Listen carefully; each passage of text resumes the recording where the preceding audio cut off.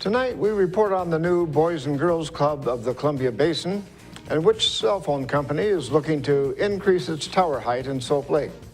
What's going on in sports, Bob? The River Dogs are set to host the Big Bang Classic, and the Wenatchee Apple Sox drop a thriller to the Bellingham Bells. Here's a glance at our Weather Center forecast.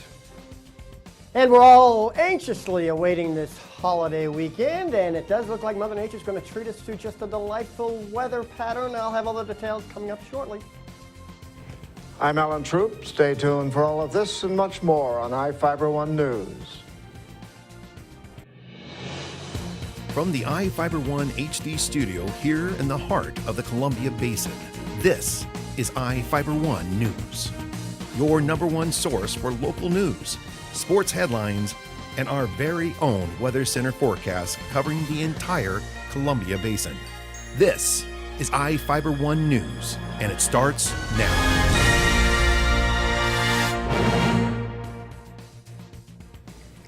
A man is facing more than 20 years in prison for his part in a 2013 kidnapping and assault. A Grant County jury convicted James Boyd, a 24-year-old Fort Washington, Maryland man, of kidnapping, possession of a short-barreled shotgun, witness tampering, and 2 counts of assault. The jury deliberated for about 3 hours before convicting Boyd. He still faces charges of attempted murder in the first degree, drive-by shooting, and possession of methamphetamine in connection to a November 2012 shooting at a gas station. Boyd is the last of 4 people to be convicted in the January 2013 kidnapping and assault. The 4 men took the victim from a Moses Lake home to Othello, stole his cell phone, pointed a pistol at him, and then beat him. They drove the victim to the Moses Lake sand dunes, where he escaped by running and hiding underneath a Hummer. A popular clothing store, Rue 21, sets up shop in the area. Reporter Jeff Chu has that story. A nationally known clothing and accessories store for girls is locating in Moses Lake. Work has begun on about 4,000 square feet of space for a Rue 21 store in the Safeway Shopping Center at 601 South Pioneer Way. Plans with the City of Moses Lake Building Department specify remodeling of the space formerly used by Fashion Bug. The Pittsburgh, Pennsylvania-based Rue 21 has nearly 1,000 stores in 47 states. The company's website says it is one of the fastest-growing fashion retailers in the country. Besides girls' fashions, Rue 21 also sells jewelry, shoes, handbags, sunglasses, and fragrances. I'm Jeff Chu for iFIBER 1 News. Thanks, Jeff. T-Mobile is planning to increase a cell phone tower height in Soap Lake by 12 feet to improve service. The improvement plan was revealed at the Soap Lake City Council meeting yesterday. The city increased the lease rate from $300 to $600 per month for 10 years. The tower is located in the eastern portion of the city. A Moses Lake man allegedly tried to stab his ex-wife after she refused to lift a no-contact order. Prosecutors charged Jesse Oliver, a 47-year-old man, in Grant County Superior Court with assault and violation of a court order. The victim reported Oliver became upset when she asked to make the order permanent at the Grant County District Courthouse in Moses Lake. She allegedly promised him she would lift it. Oliver allegedly followed her from the courthouse on Wheeler Road. When she pulled to the side of the road to turn around, Oliver reportedly got out of his car and ran to her window and tried to stab her with a butcher's knife. She reportedly jumped into the passenger seat to avoid the knife. Police found Oliver later in his vehicle at McCosh Park. He allegedly denied the incident, stating he went to a friend's home after leaving the courthouse. He claimed the woman invents stories to get him in trouble. Now let's take a look at people currently being sought out by the Grant County Sheriff's Office. This is Sheriff Tom Jones with the Grant County Sheriff's Office. Each of the people you see here have a warrant for their arrest. If you see any of these people, we ask you do not attempt to detain or apprehend them, but call us at 509-762-1160 or send us an email at crimetips@co.grant.wa.us. If the person is presenting a danger, call 911. With your help, we can bring these people to justice and make our community safer. We'll be right back after this. Looking for one great place to buy a car? From work-ready fleet vehicles to fuel-efficient hybrids, Barry's 3 locations can provide them all. We're Central Washington's #1 Chrysler dealer. We're the longest-lasting dealership in Central Washington. We have a ton of great cars to choose from. You've been checking them out, right? Call, click, or stop on by. 754-2411 or barrysaves.com. We're Barry's, and we're one great place to buy a car. I'm Gary Brock with Envoy Mortgage and Ephrata. It is important that you know that my purpose is for you to be so outrageously happy with the help I can give you that you will gladly introduce 2 people to me before we even close your loan. Not because you feel obligated, but because you know your friends will benefit. Please call me at 509-754-3099 or go to our website at nodramahomeloans.com. Envoy Mortgage is an equal housing lender. Loan officer license number 109256. Envoy Mortgage license number 6666. Well, hi there, everybody. Meteorologist Don Morelli with you here on iFIBER Channel 1 News Weather, and your forecast, of course, brought to you by Bud Cleary Toyota dealers. Toyota, let's go places. And there's a lot of places to go this holiday weekend, I'm sure, and it is going to be a delightful one at that. It looks like a great Independence Day weekend. Of course, everybody's getting anxious for the big festivities tomorrow. More seasonal temperatures are expected through the holiday, at least through the 4th. But then during the weekend, we're going to start heating it back up so that by midweek next week, oh yeah, it'll be close to 100 degrees again across the Columbia Basin. But today, we topped out at 88 degrees, a little closer to the seasonal levels. And it'll be a degree or 2 shy of that tomorrow, but still not too bad. 67 degrees for the morning start. You can see that's well above the normal low of 58. We'll be closer to that morning low tomorrow morning as we start the 4th. In the meantime, Moses Lake, 92 degrees, a little bit above normal, so still on the hot side a bit, with the morning low of 63 degrees. But things are slowly cooling down just a little bit for about 24, 36 hours before we see things moderate again. 88 degrees right now, so settling into a great 3-day weekend. This Thursday night, breeze still a little gusty from the west-southwest. It'll shift more towards the northwest and dry us out a little bit, but humidity values a little lower, but the cloud cover will be persisting a bit, it looks like, for the next 24 hours. Especially during the heat of the afternoon, a lot of those puffy afternoon clouds forming. And 1 or 2 might have a sprinkle in the mountains, but not really here in the Columbia Basin. Looking as we slide through the holiday, looking very good by evening, so good really weather situation setting up for the fireworks. And then as we slide through the rest of the holiday weekend, you see Saturday afternoon, nothing but sunshine. All the moisture really well to our northwest, stretching into the British Columbia area, well even to the northwest of the Puget Sound. So again, very nice, border to border here in the state. A little cool though. Look at these temperatures along the coast in the 60s with that onshore flow. In the northwest, earlier in the week, it was in the mid to high 90s. We've dropped it into the lower to mid 80s for our 4th of July afternoon. And let's focus in on the Columbia Basin, and you can see that we'll be well up into the 80s. 1 or 2 of us might actually flirt with the 90-degree mark still, but I think we'll be more seasonal, as you can see here. Still a degree or 2 above the normal, which is 85, as you saw earlier. Taking a quick look at the 7 days. Again, happy 4th of July, everybody. Make it a safe one, please. Please be careful out there with the fireworks and stuff, and of course, enjoy your friends and family. And as you can see, as we slide out of the weekend, temperatures slide back up into the hot category. Again, your forecast brought to you by Bud Cleary Toyota dealers. Toyota, let's go places. Again, happy 4th, everybody. Stay tuned. Sports is next. Toyota wants to know, how do you celebrate summer? We go fishing. We like to hike.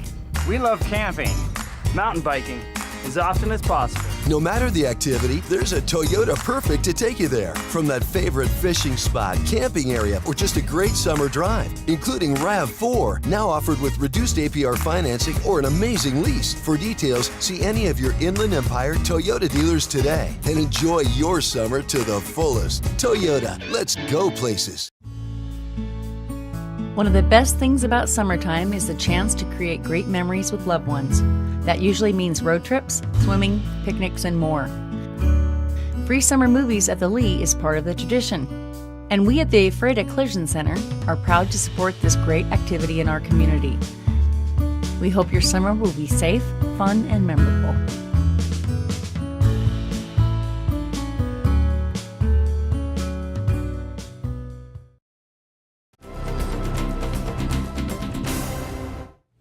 Welcome back. I'm Bob Kirkpatrick with today's sports. The Columbia Basin River Dogs are playing at home for the first time since June 1st when they host the Big Bang Classic today through Sunday. The River Dogs take on the Northwest 49ers to kick off the action this afternoon and then play again at 6 against the Wave.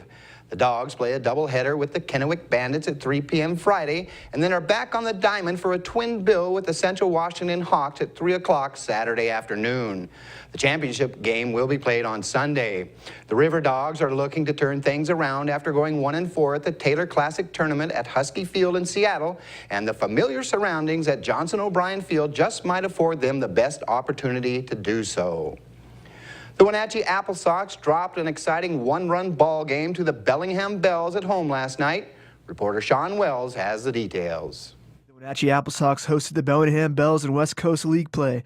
The Sox and Bells are two of the top teams in league. Sox pitching coach A.J. Prozac is happy with how the season's gone so far. We got a lot of different guys coming in and out. We're starting to piece together, I think, a complete team. We got a good group of guys, I think, and competition-wise, I think we got enough guys to compete day in and day out. Apple Sox players Trenton Brooks and Cooper Elliott are optimistic about the rest of their season.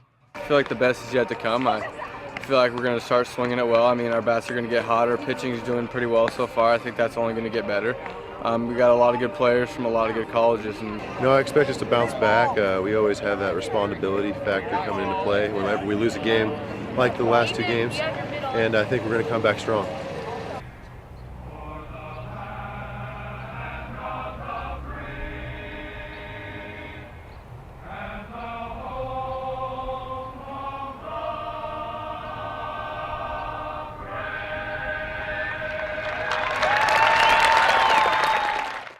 It was all pitching early as Sox starter Griffin Canyon went 6 innings of 3-hit ball, allowing 0 runs, while Bell starter Idar Urives went 7 innings of 3-hit ball, also allowing 0 runs. In the 7th inning, the bats got going as the Bells hit 3 across and hit 3 more in the top of the 8th. But the Sox might have a comeback in the bottom frame, scoring 6 and tying the game, getting the crowd of over 3,000 in attendance at Paul Thomas Stadium fired up. But Bells outfielder Walker Ellis would single in the winning run in the top of the 9th. Bells would beat the Sox 7-6 and sweep the 3-game series. Luckily, Sox fans had post-game fireworks to cheer them up and welcome in the 4th.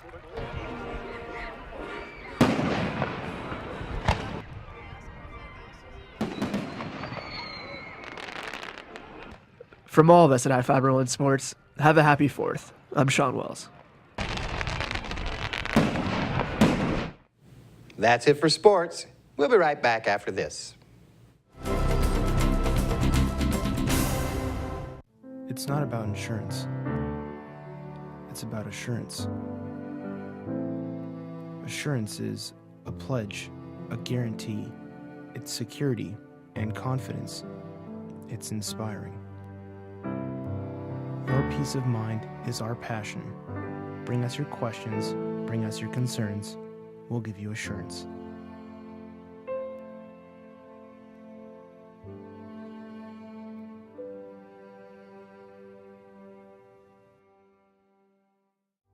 At the office of Dr. Brian Jacobson, we offer state-of-the-art dental care, including general and cosmetic dentistry, same-day crowns, and dentures. Do you or someone you love frequently wake up tired? Has there been snoring? Are you not happy with the CPAP machine? Well, call us today. There's a good chance we can help with that too. Whatever you need, you will enjoy your experience at the office of Dr. Brian Jacobson. Call us today for an appointment with the most comfortable dental visit of your life.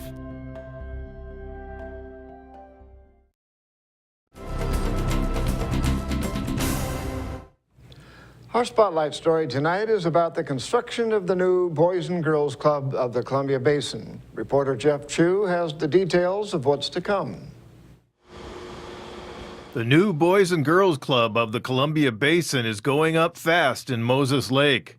The $3 million facility, made possible through community donations, will double the club's space. The existing club is now on 3rd Avenue downtown. But Boys and Girls Club Executive Director Brent Mayo says Moses Lake School District is allowing the club to use space next door at Port Orchard Elementary School on Paxson Drive. The current facility we're now is about a total of 5,000 square feet, including offices and some storage.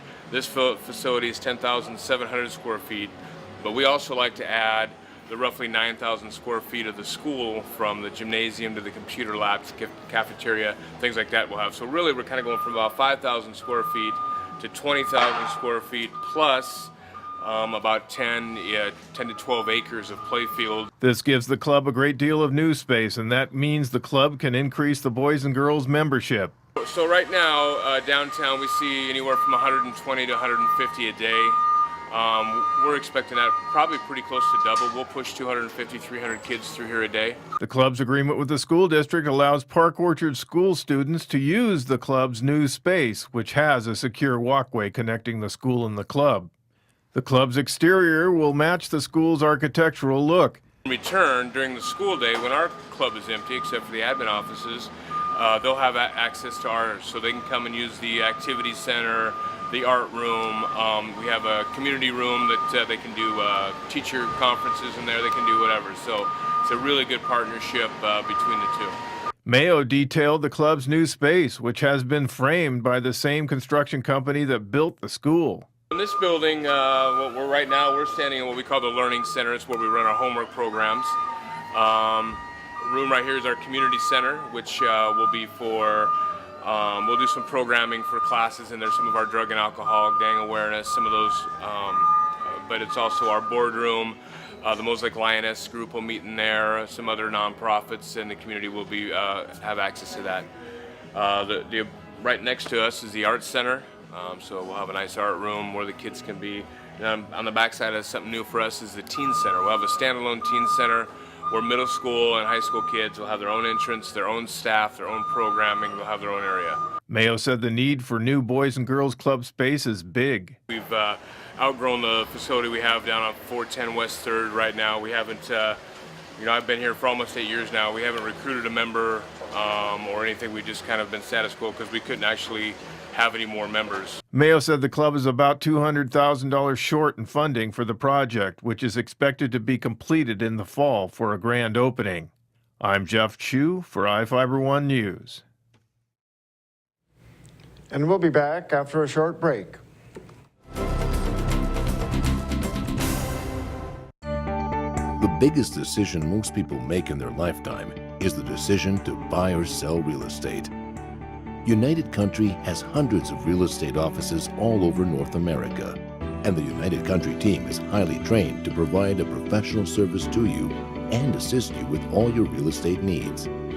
Whether it's the brush country of South Texas or the mountains of Montana, United Country is looking forward to helping you find your freedom. Hi, I'm Donnie with Verizon Wireless Cellular Plus in Ephrata. Did you know that we offer home phone and home internet solutions? You don't need to pay for a home phone that you rarely use anymore. We have low-cost alternatives that will save you money and allow you to keep your home phone number.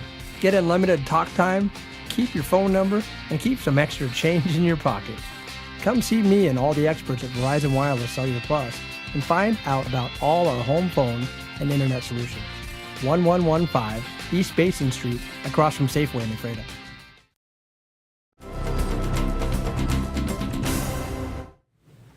The shoreline between Smokeum Beach and West Beach in Soap Lake will be surveyed for a trail to connect the parks.